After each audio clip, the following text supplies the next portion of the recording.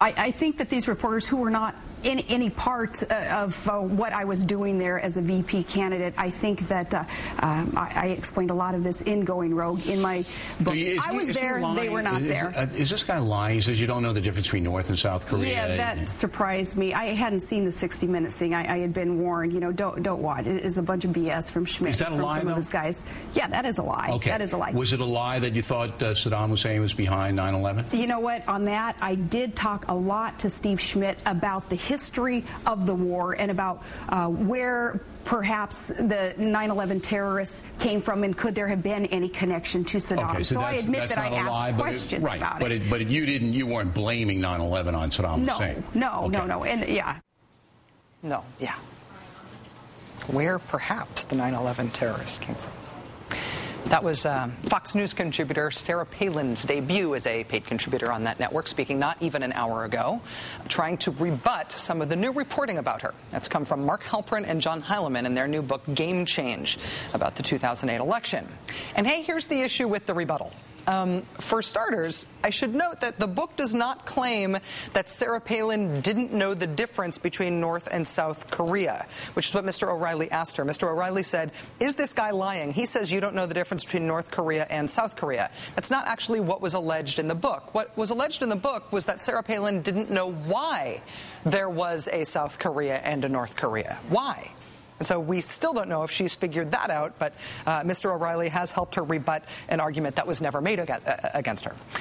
Both of the allegations that Palin was denying in those clips we just showed come from the same passage in Game Change. It's a passage about the prep and tutoring that the McCain campaign put Sarah Palin through. This particular cram session took place on September 10th, 2008, the day that Sarah Palin was preparing to fly to Anchorage for the deployment ceremony for her son Track's Army unit, which was bound for Iraq. Here's that section from the book. Quote, before the flight to Anchorage, Schmidt, Wallace, and other members of her traveling party met Palin at the Ritz-Carlton near Reagan Airport in Pentagon City, Virginia, and found that although she'd made some progress with her memorization and studies, her grasp of rudimentary facts and concepts was minimal. Palin couldn't explain why North and South Korea were separate nations. She didn't know what the Fed did. Asked who attacked America on 9/11, she suggested several times that it was Saddam Hussein. Asked to identify the enemy that her son would be fighting in Iraq, she drew a blank. Palin's horrified advisors provided her with scripted replies, which she memorized. Later on the plane, Palin said to her team, I wish I'd paid more attention to this stuff. Of course, on September 11th, 2008, the day after that cram session, Sarah Palin still told her son's Army unit that they would be fighting the people responsible for 9/11 when they went to Iraq.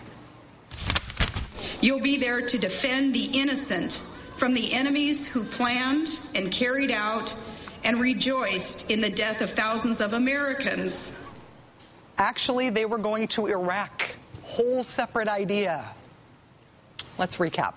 Sarah Palin apparently said that to a group of soldiers preparing to deploy to Iraq the day after it was carefully explained to her who planned and carried out 9/11 and who were fighting in Iraq. And they're not interchangeable. But then she still said it.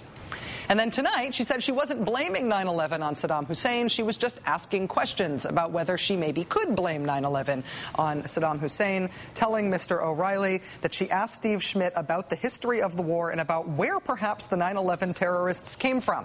She asked these questions in 2008. This is who John McCain tried to turn into our nation's vice president.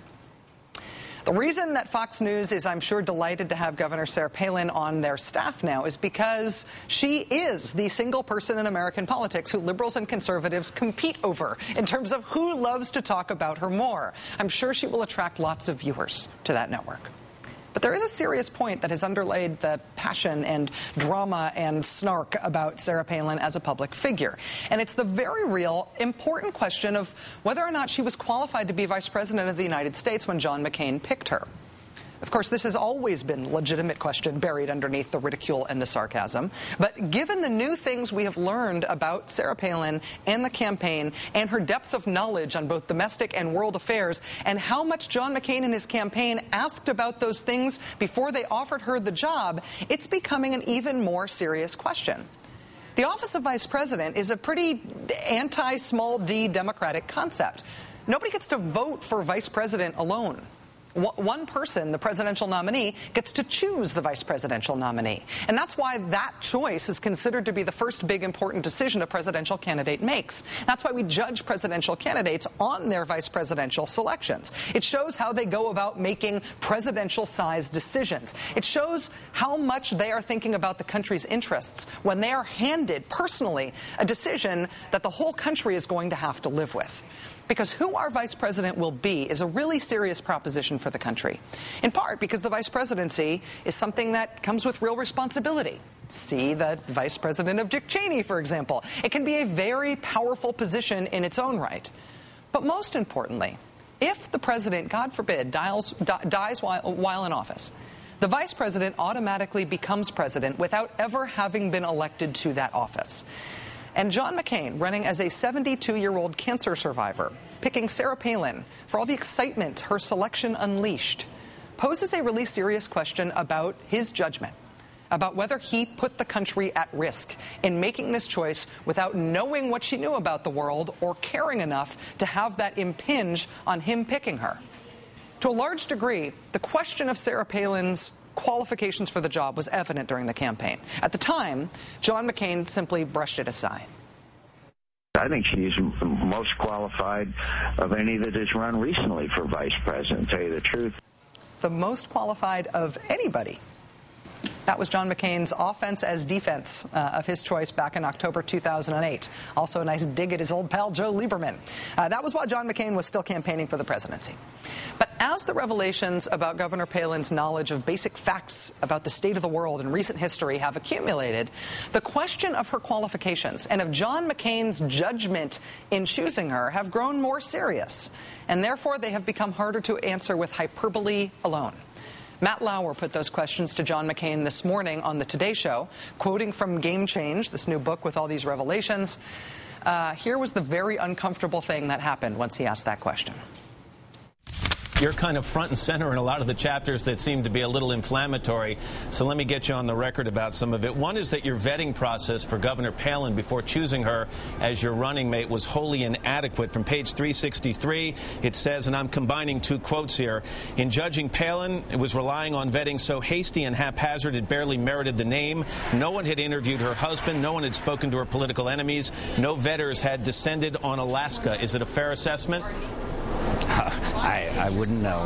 The fact is that I'm proud of Sarah Palin. I'm proud of the campaign we waged. She energized our party. She will be a major factor in American politics in the future, and I'm proud of our campaign. Look, I just spent my time over where 3 young Americans were just killed in Afghanistan. And I respect that. And that was over a year ago. I respect that, sir. I'm not going to get into it. But your comment that you just said, I wouldn't know, is somewhat surprising to me. You were the presidential candidate. Look, I wouldn't know what the sources are nor care. I wouldn't know. I wouldn't know nor care. That was over a year ago. I don't want to talk about it. Do you remember John McCain's slogan during the campaign? It was country first. This is how much he cared about the qualifications of a person that he was personally proposing to put a heartbeat away from the presidency. This is how he regards a decision that would have had a huge impact on the country if he'd been elected. It's a decision that was his alone to make. Don't know, don't care. Good to know where you stand on this one, Senator McCain. Campaign first. Country, as you say, I wouldn't know, wouldn't care.